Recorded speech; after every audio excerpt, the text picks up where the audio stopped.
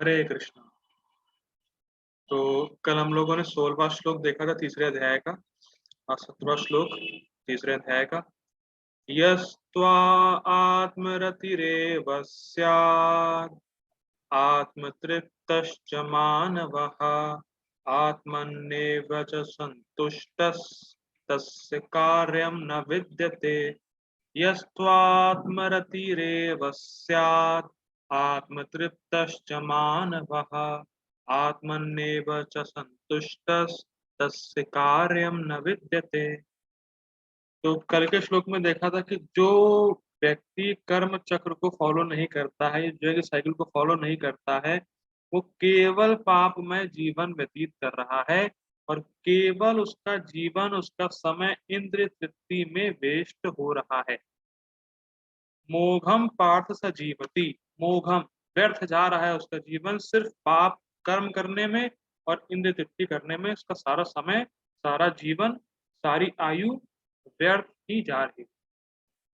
ठीक। लेकिन इस श्लोक में भगवान क्या बोल रहे हैं? यस टू, लेकिन वो व्यक्ति, कौन व्यक्ति? आत्मरतिरेव स्यात्, जो आत्मा के आनंद का अनुभव कर रहा है। मैं फिर रिपीट कर रहा हूं, एक बार फिर से इसका समझा देता हूं। इस श्लोक में बिल्कुल अलग आदमी की बात हो रही है। इस श्लोक में बिल्कुल अलग कैटेगरी के व्यक्ति की बात हो रही है। जो पिछले श्लोक में बताया था वो ये था कि भाई, तुम्हें यज्ञ चक्र जो फॉलो नहीं करता है अर्जुन, वो सिर्फ पाप में जीवन और इंद्र तृप्ति में उसका जीवन वेस्ट हो रहा है। ठीक। लेकिन ये ध्यान देना होगा कि ये प्रोसेस सबके लिए एप्लीकेबल नहीं है। अरे प्रभु जी, सबके लिए एप्लीकेबल नहीं मतलब क्या बात है भाई? इंटरेस्टिंग। भगवान इसी को बता रहे हैं कि जो मैंने पिछले श्लोक में बताया कि भैया जो वैदिक साइकिल को फॉलो नहीं कर रहा है, वो सिर्फ पाप में जीवन जी रहा है, टाइम वेस्ट कर रहा है। लेकिन वो चीजें या वो साइकिल, यस, यस टू, जो इस व्यक्ति, जो इस भगवान जो श्लोक में बोल रहे हैं यस टू, लेकिन वो साइकिल इस व्यक्ति के लिए एप्लीकेबल नहीं। ठीक। वो साइकिल जो वैदिक साइकिल है वो उनके लिए है जो आत्मरति नहीं है, जिनको आत्मा के आनंद का अनुभव प्राप्त नहीं हुआ है, उनके लिए वो साइकिल है। लेकिन इस श्लोक में भगवान उनके बारे में बात कर रहे हैं जो पहले ही आत्मा के आनंद का अनुभव कर रहा है। जो आत्मरति व्यक्ति है उसके बारे में भगवान इस श्लोक में बात कर रहे हैं, जिनको वैदिक साइकिल फॉलो करने की आवश्यकता नहीं। इसीलिए भगवान बोल रहे हैं यह तू, लेकिन यस्त्व आत्मरतिरेव, वो व्यक्ति जो पहले से ही आत्मा में आनंद ले रहा है, एवं निश्चित ही आनंद ले रहा है, कोई उसमें संदेह की बात ही नहीं। ठीक। आत्म तृप्त मानवः, वो आत्मा में ही तृप्त है, उसको अब इस जगत से कुछ नहीं चाहिए, उसको इंद्रिय तृप्ति से कोई मतलब ही नहीं रहा है, उसको कुछ चाहिए ही नहीं। वो अपने आत्मा के आनंद, मतलब अपने ही आनंद में, क्योंकि वही आत्मा है, व्यक्ति ही आत्मा है, वो अपने ही आनंद में संतुष्ट है, अपने ही आत्मा में संतुष्ट है, आत्मतृप्त हो चुका है। ठीक है। आत्मन्नेव च संतुष्टस, वो आत्मा में ही संतुष्ट है। तस्य कार्यम न विद्यते, उसके लिए कोई भी कार्य करने की जरूरत नहीं। तस्य कार्यम न विद्यते, मतलब उसको वो साइकिल चलाने की जरूरत ही नहीं। और अगर ऐसा व्यक्ति जो आत्मरति है, जो आत्मा में ही संतुष्ट है, आत्मतृप्त है, उसको साइकिल ना चलाते हुए भी कोई पाप नहीं लगेगा। सिंपल बात है। देखिए सिंपल है। वो साइकिल में क्या हो रहा था?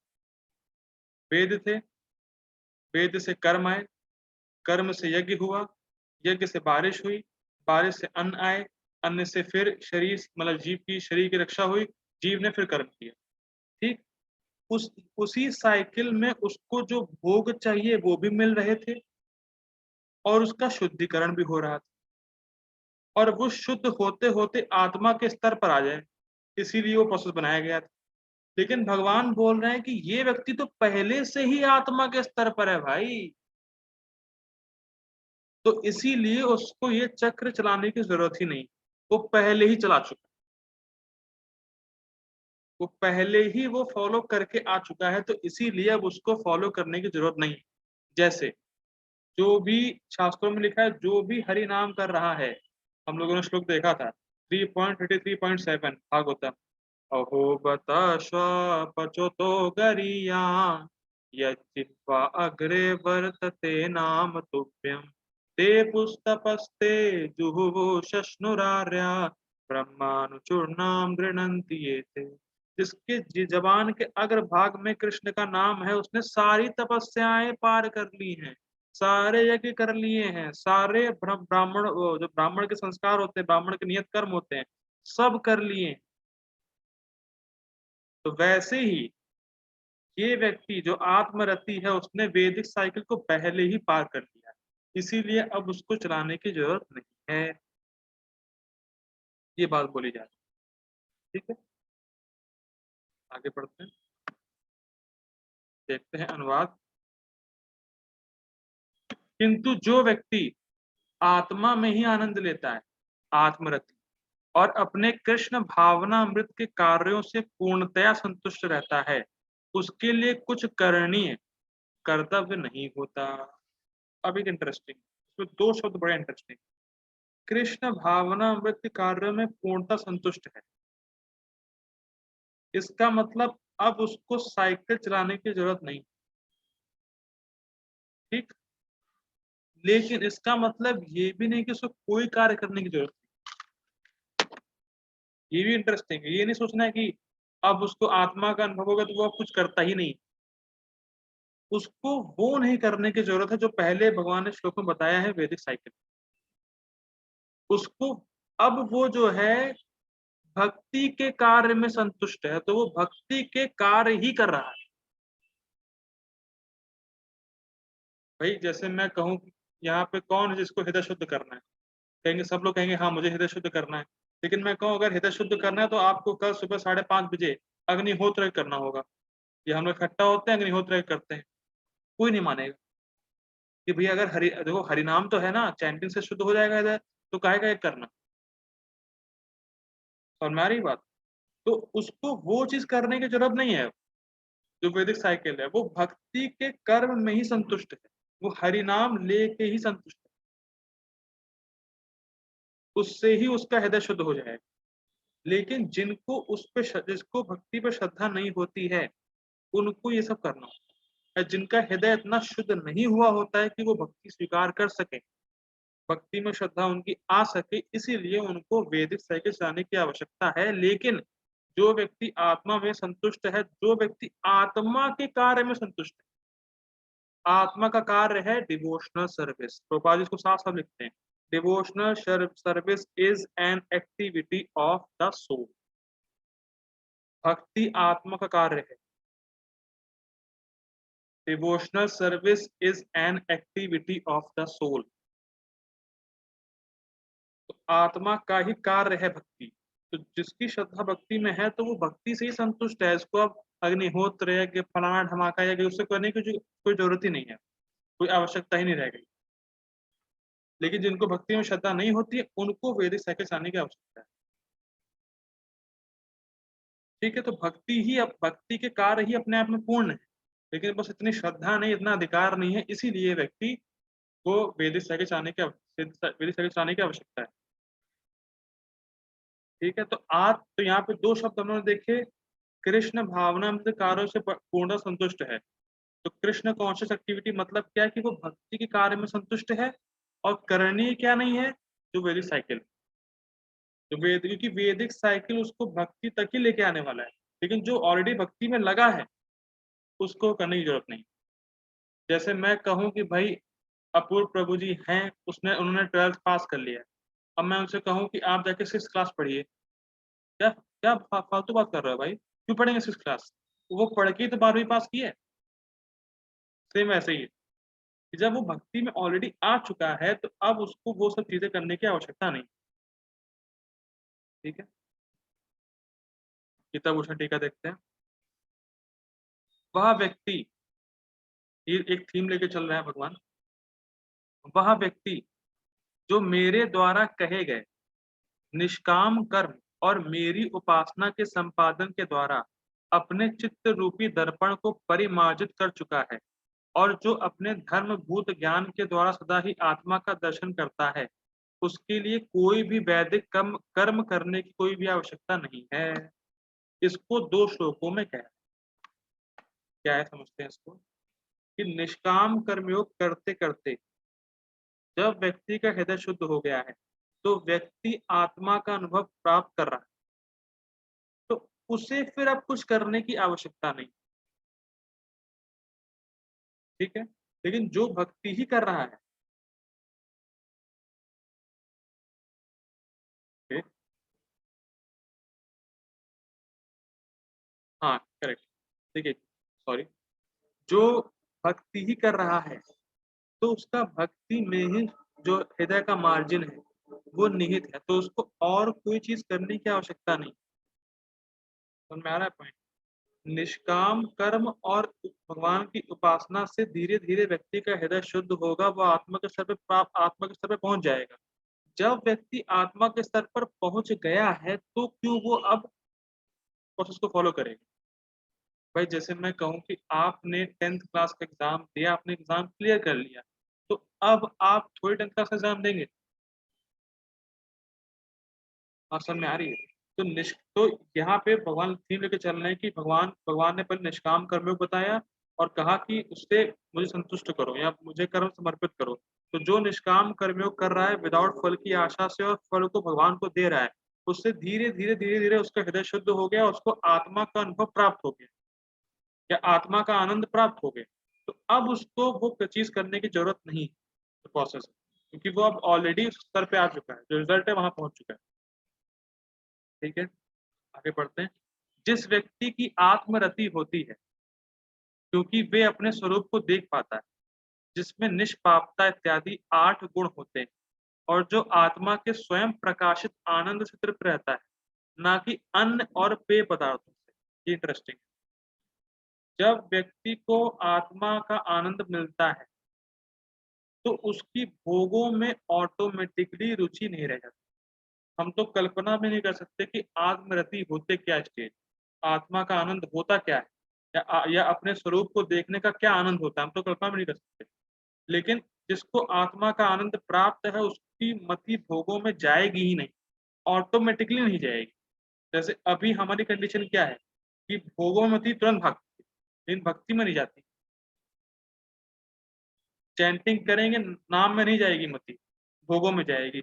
लेकिन जो आत्मरति है उसकी स्वतः ही मति भोगों में नहीं जाती। और मेरी बात, और उसका अब अन्न अन्न और पेय पदार्थ में अब उसकी रुचि समाप्त हो गई। अभी अन्न और पेय पदार्थ क्या है? देखिए, अन्न और मतलब अन्न मतलब खाने के लिए और पेय मतलब पीने के लिए। तो जो खाने और पीने की वस्तुएं हैं वो शरीर के लिए सुख देने वाली। ठीक है, तो जब हम कुछ खाने और पीने के लिए भागते हैं, वो क्यों भागते हैं? क्योंकि हमें आत्मा का आनंद ही नहीं पता। इससे हम भैया अच्छा सा गुलाब जामुन मिल जाए, अच्छा पनीर सब्जी मिल जाए, अच्छा थोड़ा सा फ्रूटी मिल जाए या मैंगो जूस मिल जाए, वो सब क्यों? क्योंकि हमें आत्मा का आनंद पता ही नहीं। और जब आत्मा का आनंद का अनुभव हो जाएगा तो ये चीजें भी छूट जाएंगी, क्योंकि ये चीजें शरीर तक ही सीमित। जैसे एग्जाम्पल आता है माधवेंद्र पुरी का, आचार्य का, कि वो इतना सेवा करते थे कि भूल जाते थे खाना खाना। उनका तो ऐसा था जैसे आप मोटरसाइकिल चलाते होंगे, जो मतलब चलाते होंगे, कोई भी व्हीकल चलाते होंगे आप लोग, तो जैसे कोई व्यक्ति व्हीकल चलाते चलाते पेट्रोल डलाना डलाना भूल जाता है उस व्हीकल में। भाई जैसे मान लीजिए कोई व्हीकल चला रहा है और भूल गया पेट्रोल कब डलाया था, जब देखता है कि सुई नीचे हो और इतना पे आ जाता है उसको, अरे हाँ पेट्रोल डलाना है इसमें। वैसी हालत थी वो। मतलब उनको शुद्ध बुद्धि नहीं कि खाना खाना भी है कुछ, खाना होता भी है, कुछ पीना भी होता है शरीर के लिए, उनको कुछ पता ही नहीं रहता। उनको बस कृष्ण की सेवा में ही मति जा रही है। जैसे व्यक्ति मोटरसाइकिल चला रहा है और भूल गया पेट्रोल डलाना भी है, पेट्रोल खत्म हो गया, तब उसको याद आया कि अरे यहाँ पेट्रोल नहीं था इसमें। तो वैसे ही इतनी सेवा में लगे हुए हैं कि खाना-पीना सब कुछ भूल जाते हैं, क्योंकि आत्मा का आनंद उनको अनुभव हो रहा है। किसी वजह से वो खाना-पीना नहीं उनका छूट जा रहा है, छोड़ा नहीं है, आर्टिफिशियली छूट गया है, क्योंकि आत्मा का आनंद प्राप्त। इसीलिए भोगों में मति जा ही नहीं रही हो, वो शारीरिक चेतना से बिल्कुल उठ चुके हैं। और इसका सिंपल एग्जांपल हम लोग देखते हैं परीक्षित महाराज सुखदेव गोस्वामी। 7 दिन 7 रात कथा हुई, ना भैया कोई बाथरूम गया, ना कोई खाना खाया, ना कुछ पिया। इतना मतलब एब्ज़ॉर्ब थे कृष्ण कथा में, क्योंकि उनको आत्मा का अनुभव प्राप्त, या आत्मा का अनुभव या कृष्ण की कथा का जो रस है, उसका अनुभव वो लोग कर पा रहे हैं। ठीक है? तो आत्मा जो इन गुणों से संपन्न आत्मा से पूर्ण रूपेण तृप्त रहता है, ना कि नृत्य गीत आदि से, तो ऐसे व्यक्ति को वेद में वर्णित कोई भी कर्तव्य करने की कोई भी आवश्यकता नहीं। यहाँ पे मतलब है कि जो आत्मा के पूर्ण रूपेण, जो आत्मा के जितने भी गुण हैं, जो आत्मा का जो गुण है आनंदमय अभ्यासात, उसका वो अनुभव करता है, स्वयं को आत्मा का आनंद उसको प्राप्त होता है। और नृत्य गीत, जो भौतिक नृत्य, भौतिक गाने, भौतिक जो डांस है, उसमें उसकी रुचि बिल्कुल समाप्त हो जाती है। ऐसे व्यक्ति को, जिसको आत्मा का आनंद प्राप्त है, ऐसे व्यक्ति को वेद में वर्णित कोई भी कर्तव्य करने की आवश्यकता नहीं। ठीक। अब इंटरेस्टिंग बात, क्यों आवश्यकता नहीं? क्योंकि वैदिक कर्तव्य कर ही क्यों रहा था? आत्म अनुभूति के लिए, इससे उसका हृदय शुद्ध हो जाए, वो आत्मा का आनंद का अनुभव प्राप्त करे। तो अब तो उसको हो ही गया, अब करना ही नहीं कुछ भक्ति के कार्य के अलावा। ये भी इंटरेस्टिंग है, ये नहीं करना ही नहीं है कुछ, अब डायरेक्ट उसको आत्मा की एक्टिविटी कर, भक्ति। अब उसका हृदय शुद्ध हो गया है। तो जो वैदिक साइकिल है उसको उसको चलाने की जरूरत नहीं। अब उसको आत्मा का आनंद प्राप्त है, तो वो अब अपने स्वरूप में स्थित होकर कृष्ण की सेवा ही करेगा बस। उसको और कोई भौतिक कार्य में रुचि ही नहीं, ना खाने की टेंशन, ना पीने की टेंशन। हमारे साथ श्री रघुनाथ तो किस बात की चिंता, ये वाला खेल। बस भगवान मेरे साथ है तो काहे की चिंता, तो सब भूल जाता है, उसको सिर्फ कृष्ण की सेवा ही करनी रहती है बस।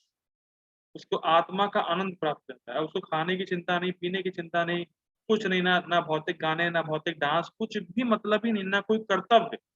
हम लोगों ने श्लोक देखा था एक बार, दूसरे अध्याय में था कि माधवेंद्र पुरी थी शायद, कि मैं देवताओं को प्रणाम करता हूँ, मैं संध्या को प्रणाम करता हूँ, मैं प्रणाम करता हूँ कि अब मुझसे कुछ नहीं होने वाला, अब मैं जहां भी रहता हूँ बस कृष्ण का चिंतन होता है। तो उन्होंने सारे वैदिक कर्तव्य छोड़ दिए। क्यों छोड़े? नहीं, छूट गए, क्योंकि उनको आत्मा का आनंद, आत्मा के आनंद का अनुभव प्राप्त। ठीक है? तो कोई भी कर्तव्य करने की आवश्यकता नहीं है जिससे वह आत्मा का दर्शन प्राप्त कर सके, क्योंकि आत्मा का दर्शन उसको ऑलरेडी प्राप्त हो चुका है, क्योंकि वह सर्वदा स्वयं को आत्मा के रूप में दर्शन कर पाता है। ठीक है? अब यहाँ नोट दिया गया है, उपनिषदों के अनुसार आत्मा के 8 गुण होते हैं। ठीक है? 8 क्वालिटीज है, कह सकते हैं 8 कैरेक्टरिस्टिक्स ऑफ सोल। वो क्या है? निष्पापता, आत्मा पाप से रहित रहती है। आयुहीनता, कोई उसमें ना वो ना उसका एज फैक्टर नहीं रहता कोई भी। मृत्यु शून्यता, मृत्यु भी नहीं होती उसकी। शोकहीनता, ये इंटरेस्टिंग। देखिए, आत्मा की 2 कैटेगरी बताई गई, जीव भूत, मतलब आत्मा की नहीं, मतलब एक स्टेज, एक जीव भूत, एक ब्रह्म भूत। जीव भूत मतलब व्यक्ति सोचता है मैं ये पालू, मैं ये पालू, मुझे ये नहीं मिला, मुझे ये नहीं मिला, ये चाहिए, वो चाहिए, फलाना ढमाका। और ब्रह्म भूत मतलब मुझे कुछ भी नहीं चाहिए। ब्रह्म भूत प्रसन्न आत्मा न सोचती न कांक्षती, न सोचती न कांक्षती, उसको ना कुछ हैंकरिंग और लेमेंटेशन से फ्री रहता है। वो होती है ब्रह्म भूत स्टेज। ठीक। तो ब्रह्म भूत स्टेज में उसको ये साफ साफ अनुभव होता है थ्योरेटिकली नहीं, प्रैक्टिकली अनुभव होता है कि मैं संसार का हूँ ही नहीं, और जब मैं संसार का हूँ ही नहीं तो मुझे क्या चाहिए और क्या छोड़ूं। ना सोचती ना कांक्षती। उस ब्रह्मभूत स्टेज पे उसको फीलिंग आती कि मैं संसार का हूँ ही नहीं,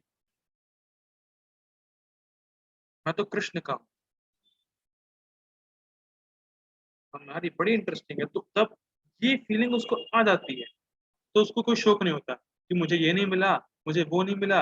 अरे मिलता भी तो वेस्ट ऑफ टाइम था ना वो तो, क्योंकि तुम इस संसार के हो ही नहीं। तुम इस संसार के हो ही नहीं, तुम इस जगत के हो ही नहीं, तो ले करोगे क्या?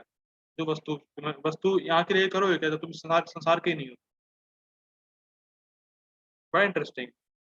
तो भक्ति जैसे जैसे जैसे जैसे जैसे हम भक्ति करेंगे, वैसे वैसे ही फीलिंग आएगी। क्यों? क्योंकि हमारा हृदय शुद्ध हो। सबसे मेन चीज है कि हृदय शुद्ध हो रहा है, तभी ये प्रोसेस आगे बढ़ रहा है। आ- जब हृदय शुद्ध होगा तभी व्यक्ति आत्मा के आनंद का अनुभव करेगा, और तब वो ब्रह्मभूत स्टेज पे आएगा कि मैं इस संसार का नहीं। भगवान आपको ऐसे नहीं देखते हैं जैसे आप हैं। भगवान आपको वैसे देखते हैं जैसे आप हो जाएंगे। बड़ा इंटरेस्टिंग। भगवान आपको ऐसे नहीं देख रहे जैसे आप इस समय अपने आप को देख रहे हैं। भगवान आपको वैसे देख रहे जैसे आप हो जाएंगे, जो आपका रियल स्वरूप। ठीक है ना? और भगवान जानते हैं कि ये व्यक्ति मेरा अंश है, ये संसार का है ही नहीं। कहाँ चक्कर में पड़ा हुआ है, काहे को शोक कर रहा है? शोक करने की जरूरत ही क्या है, क्योंकि ये संसार का ही नहीं है भाई। बड़ा इंटरेस्ट। जैसे मैं कहूँ कि भाई प्रभु जी हरे कृष्णा, प्रभु जी रशिया और यूक्रेन में प्रभु जी वॉर हो रहा है, वो जाकर कोई फर्क पड़ रहा है? नहीं। क्योंकि आप वहां के हैं ही नहीं। इसलिए नहीं फर्क पड़ रहा भाई, हम वहां के हैं ही नहीं। वैसे ही इस संसार के हम लोग हैं ही नहीं, तो संसार में कुछ भी हो रहा हो, कोई परेशानी भी आ रही हो, क्या मतलब? मैं संसार का हूँ ही नहीं, मैं तो कृष्ण का हूँ। मुझे बस कृष्ण की सेवा ही करते रहना है बस। ठीक है? तो शोकहीनता, भूख और प्यास से रहित होना, ये भी गुण है आत्मा का। भूख और प्यास से रहित इसलिए नहीं लगता हम लोग, क्योंकि हम लोग शरीर का धर्म आत्मा पे आरोपित कर रहे हैं। मतलब अपने आप को शरीर मान रहे हैं, इसीलिए हमें भूख और प्यास लगती है। लेकिन जब व्यक्ति आत्मा का अनुभव कर ले कि मैं तो शरीर से अलग हूँ, तो उसकी मति भूख और प्यास में जाएगी। ठीक है? आनंदमयता, आत्मा हमेशा आनंद में रहती है। और सत्य संकल्पता, मतलब आत्मा जो इच्छा करती है वो उसकी पूरी होती है। ठीक है? Purport by His Divine Grace A. Shri Bhaktivedanta स्वामी श्रील प्रभुपाद की जय। छोटा सा परपोर्ट है, बड़ा सिंपल है। जो व्यक्ति कृष्ण भावना भावित है और अपने कृष्ण भावना अमृत कार्यों से पूर्णतया संतुष्ट रहता है, उसे कुछ भी नियत कर्म नहीं करना होता। क्यों? क्यों? जी वो स्टेज से पहुंच चुका है ना, वो साइकिल वाली स्टेज पार कर चुका है ना। जी मुझे आवाज नहीं आ रही। आत्म वो उस वाली स्टेज को पार कर गया है ना। ओके। यस प्रभु जी, एक ये भी पॉइंट है कि ये पॉइंट है प्रभु जी। प्रभु जी मान लीजिए मैं आपको खाना खिला के भेजूं यहाँ से। मान लीजिए आप मेरे घर आए, मैंने खाना खिलाया, आपको भेज दिया। आपकी मम्मी आपसे पूछे खाना खाओ, क्या कहेंगे आप?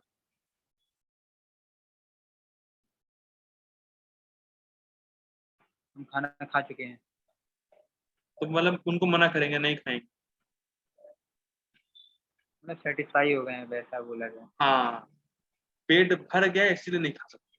अब आप सही बोल रहे हैं। ये नहीं कह रहे हैं कि आप खाते ही नहीं। समझिए अंतर। ये नहीं कहा जा रहा आप खाते ही नहीं खाना। अभी नहीं खाते हो कि अभी हम संतुष्ट हैं, अभी मेरा पेट भरा हुआ है। तो वैसे ही जो भक्ति के कार्यों से संतुष्ट है, जिसको भक्ति का सुख मिल रहा है, जो भक्ति के सुख से तृप्त है, उसको और कोई कार्य करने का मन ही नहीं करता है, इच्छा ही नहीं होती। कर्म छूट जाते हैं अपने आप। तो वो के लिए कर्म करेगा ही नहीं, क्योंकि वो भक्ति के सुख से ही भरा पड़ा है। उसका पेट भक्ति के सुख से भरा पड़ा है। तो इसीलिए वो अब संतुष्ट है पूर्णतया। कृष्ण कॉन्शियस एक्टिविटीज में, तो वो और कोई एक्टिविटी करने में रुचि ही नहीं दिखाएगा उसको, मतलब उसके लिए करना भी नहीं है उसको, और करने योग्य है भी नहीं कार्य। ठीक है। कृष्ण भावना भावित होने के कारण उसके हृदय का सारा मैल तुरंत धुल जाता है, जो हजारों हजारों यज्ञों को संपन्न करने पर ही संभव हो पाता है। ये बड़ा इंटरेस्टिंग, बहुत जबरदस्त लाइन। एक एक नाम, हरे कृष्ण हरे कृष्ण कृष्ण कृष्ण हरे हरे, हरे हरे राम राम हरे हरे, ये एक एक नाम हमें इतना शुद्ध कर रहा है जितना करोड़ों अरबों यज्ञ नहीं कर सकते। एक एक नाम,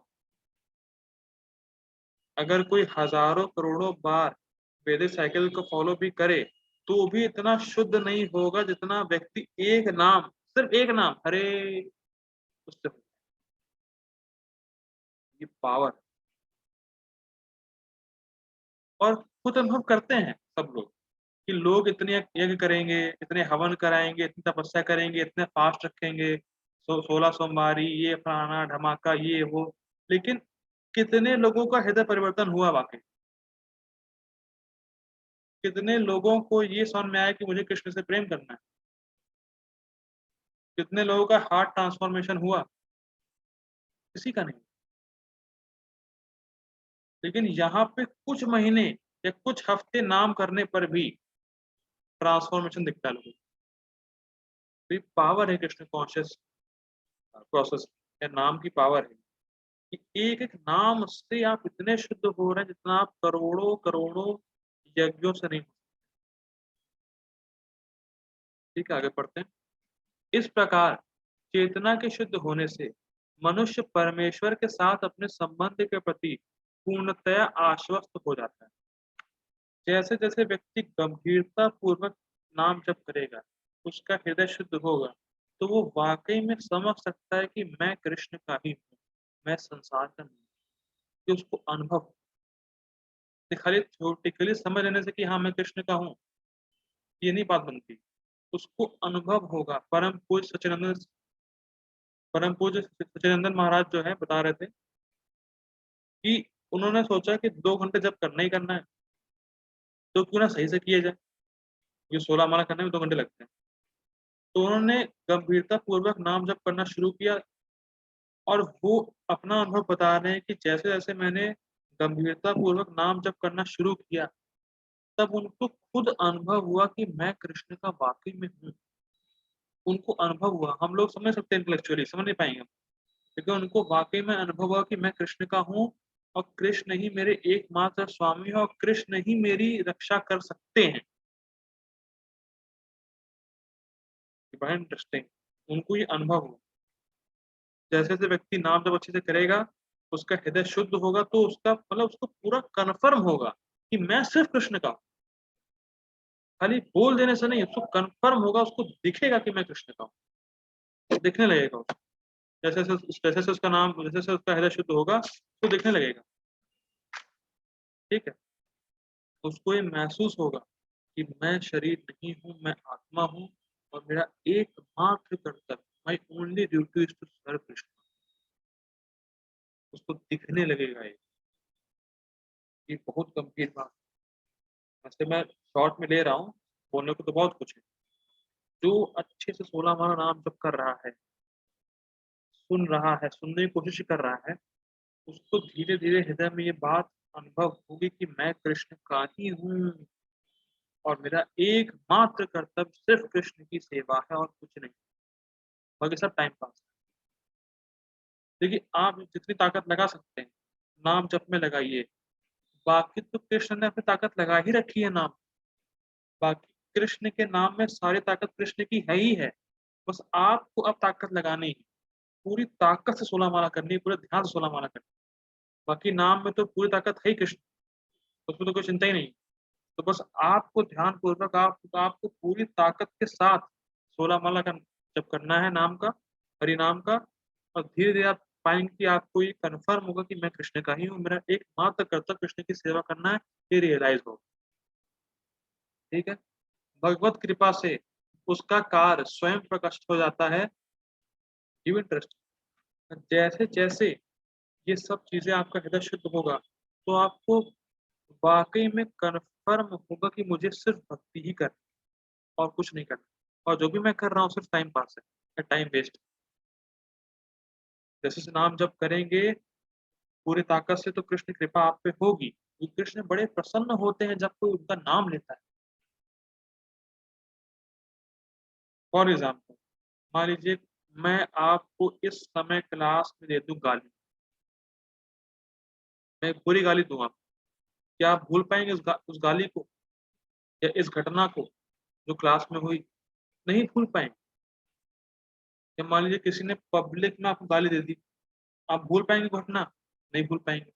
हम लोग नेगेटिव बात याद रखते हैं, लेकिन अगर आपने सिर्फ एक बार कृष्ण का नाम लिया है तो कृष्ण उसे कभी नहीं भूलते। और कृष्ण कहते हैं कि मैं इसको अपने पास लेके ही आऊंगा, क्योंकि इसने मेरा एक बार नाम ले लिया। इतनी गंभीर बात। और भागवतम के 7th कैंटो के चैप्टर 1 में टेक्स्ट 25 में देख लीजिएगा, प्रभुपाद जी साफ साफ लिखते हैं कि जो असुर बोलता था कृष्ण कृष्ण एक कृष्ण एक नंबर का मतलब मायावी है, या कृष्ण ऐसा है, कृष्ण वैसा, बुराई करता था कृष्ण की कोई भी असुर, तो भगवान बुराई लेते ही नहीं थे, खाली ये देखते थे कि उसने कितनी बार कृष्ण नाम लिया, उसने कितनी बार मेरा नाम लिया है, बस। कितना इंटरेस्टिंग। कोई बुराई ग्रहण ही नहीं करता था भगवान, खाली ये देखते थे कि भैया उसने कितनी बार मेरा नाम लिया है बाहर। असुर के बारे में। और जब उनका भक्त नाम लेगा, उस गंभीरता पूर्वक लेगा, तो कितना ध्यान देंगे भगवान, कल्पना नहीं कर सकते। ठीक है। अतएव वैदिक आदेशों के प्रति उसका कर्तव्य निशेष हो जाता है। ऐसा कृष्ण भावना भरित व्यक्ति कभी भी भौतिक कार्यों में रुचि नहीं लेता, और ना ही उसे सुरा सुंदरी तथा अन्य प्रलोभनों में कोई आनंद मिलता है। क्यों? क्योंकि वो भक्ति के आनंद में संतुष्ट है। उसका जो पेट है भक्ति के आनंद से भरा हुआ है। कृष्ण की सेवा में उसका पूरी तरीके से मति लगी हुई है, और उसको दिव्य आनंद का अनुभव हो रहा है कृष्ण भक्ति करने में, जो इस संसार की किसी वस्तु में वो आनंद है ही नहीं। इसीलिए उसको और कोई प्रलोभन भी हिला नहीं सकते, क्योंकि ऐसा आनंद और कहीं नहीं जैसा उसको अभी प्राप्त हो रहा है। वो सिर्फ कृष्ण की भक्ति में ही है, वो सिर्फ आत्मा के अनुभव करने पर ही आता है दिव्य आनंद। तो इसीलिए ऐसे व्यक्ति को जो वैदिक साइकिल है उसे फॉलो करने की कोई भी जरूरत नहीं है, क्योंकि वैदिक साइकिल का जो रिजल्ट है उस पर वो व्यक्ति खड़ा है। ठीक है। तो आज हमने यही सीखा कि जो आत्मरति व्यक्ति है उसको वैदिक साइकिल चलाने की जरूरत नहीं है, और वो व्यक्ति अगर वैदिक साइकिल नहीं चलाएगा तो कोई पाप नहीं लगेगा उसको, क्योंकि वो सबसे मतलब वैदिक साइकिल के चलाने के रिजल्ट पे खड़ा हो। ठीक है। हम लोग यही रुकते हैं फिर। जगत गुरु शिल प्रभुपाद की जय। हरे कृष्ण।